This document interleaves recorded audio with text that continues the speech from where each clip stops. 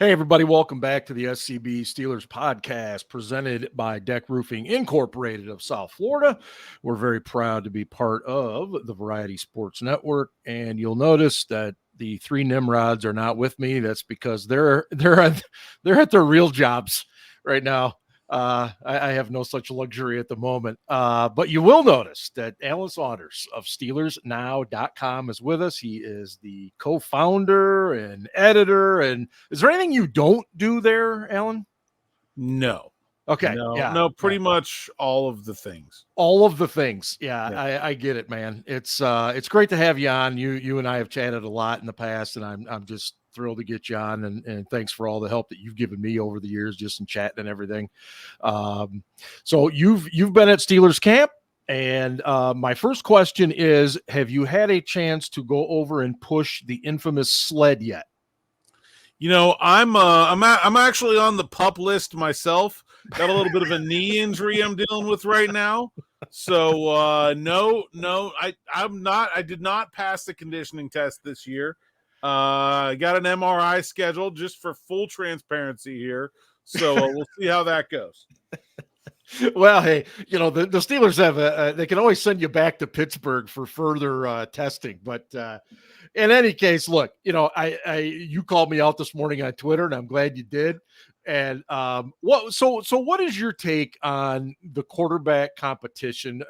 Obviously, Wilson's out because of the calf injury. Fields is getting a lot of time. What's going on there in your perspective?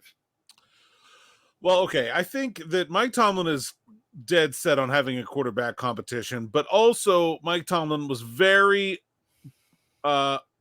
understanding of the difficulty of the early part of this offseason when they're bringing in a new coordinator.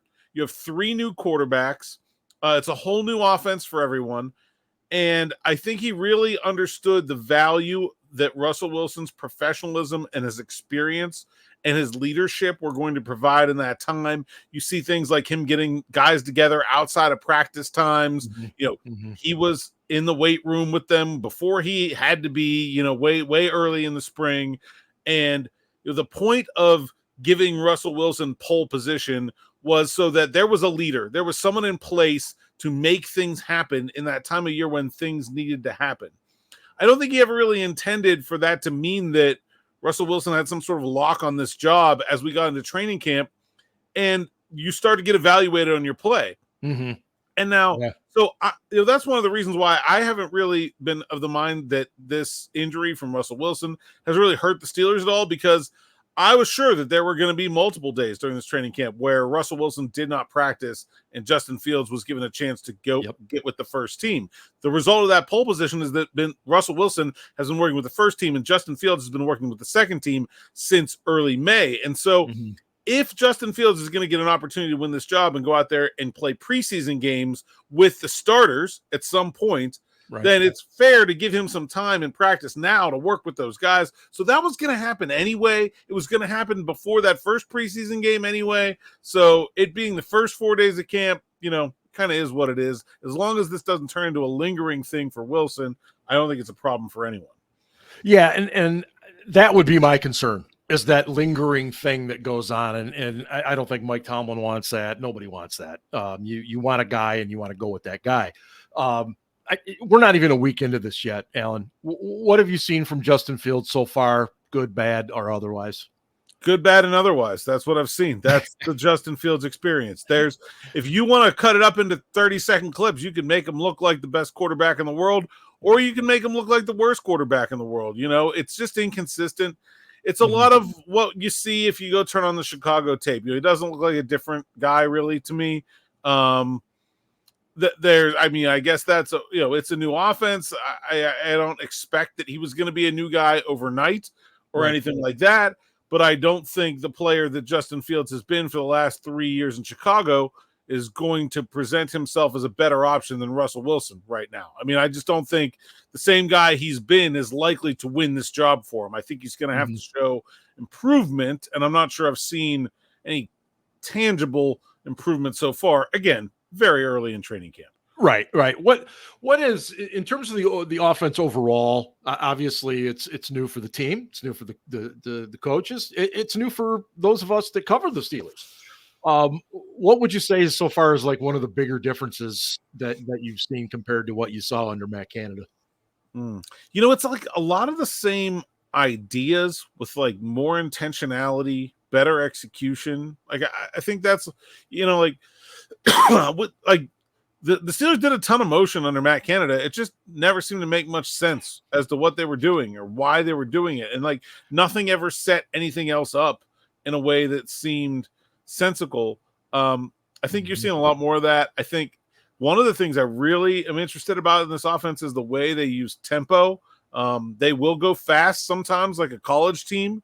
They will get up to the line fast, but then make a whole bunch of shifts and adjustments and motions and make the defense react. Or sometimes they'll just go at it with a sort of normal traditional cadence. That's one of the reasons that Arthur Smith is really harping on these offensive linemen with the pre-snap penalties. I'm sure you've heard the stories about guys having to take a lap if they draw one of those, because they want that to be an advantage for their team, to be able to vary the tempo and sort of mess with defenses in that way. And it's not an advantage if your own offensive line is false starting because of it. So that's something I think is unique and different that I haven't seen a lot. I do think we're going to see some blending of run schemes. Obviously Arthur Smith has been a big wide zone guy. And we've seen that, of course, but we've seen inside zone. And I was started to see over the last couple of practices some gap concepts come back in, some fullback. So I think it's going to be a bit of a grab bag. I think there's good reason that Mike Sullivan and Eddie Faulkner were retained from this offensive coaching staff last year, because, Najee Harris was really good with those concepts last year. And I think they want to be able to keep some of the stuff that worked from last year's offense and sort of bolted on to the things that Arthur Smith is bringing with him. That's good stuff. And we're talking to Alan Saunders of SteelersNow.com. Make sure you check him out and the site. He's doing great work from camp right now. I liked what you said about motion with, I think, did you say intentionality? Yeah. Boy, is that spot on. Real quick, one more thought on the offense. Where are you in regards to the whole wide receiver number 2 thing? What have you seen? Is anybody stepping up? Is anybody what's happening? I think for me, the guy who's been wide receiver 2 like since the start of the spring has been Calvin Austin. He had an incredible spring. Wow. I think this offense's use of like weird formations and putting people in different positions and bunches and shifts, it sort of minimizes some of the weaknesses you would have of having a 5'9" guy play outside receiver. And the other thing is they're using a ton of multiple tight end sets. And so, there's only 2 wide receivers out there a whole lot of the time. Sometimes only 1 wide receiver. Good point. So, it's not like a traditional slot wide receiver role like you would think of, say, what Tyler Boyd has been for the Cincinnati Bengals, where like there's 2 guys outside, he plays inside, lines up in the same spot every time. It's, it's very different than that, right? And so I think that sort of lends itself to a guy like Calvin Austin a little bit more than you would generally think of for a number 2 wide receiver. I do think that Van Jefferson has been okay. Nothing like eye-popping or anything, but nothing, super negative either. Roman Wilson, I think, is a guy that people are really excited about coming out of the draft, and probably didn't have a great spring compared to maybe those expectations, but seems to be really picking things up here in training camp. I thought like Saturday was his best day until Saturday, and then Sunday was better. And so that's what you want to see from a rookie. I think Joey Porter Jr. had a very similar path last year where he kind of struggled in the spring and really came on as we got into training camp, got those matchups with George Pickens and really got a lot from it. So I think Roman Wilson is a guy that's still coming along. I don't know if he's a big part of the offense today, but I think I like the trajectory there. Yeah, it's, fans sometimes forget you don't just walk in and play. It takes a lot. There's a lot of learning. There's a lot of adjusting on the fly. So yeah, be patient with the rooks and new guys for sure. Anybody across the board, offense, defense, that's really stood out to you this year? I think the best players on the field have been new guys in the secondary. Deshaun Elliott and Dante Jackson have been just awesome this That's first great. week. I actually wrote for a piece of the site today, SteelersNow.com. The Steelers make this move. They trade away Deontay Johnson, and it's complicated, right? It's not just about the X's and O's. It's about the player. It's about the contract demands that were going to be coming up. It's all that stuff. And they created a hole at wide receiver that they haven't really filled. And there's been a lot of consternation about that.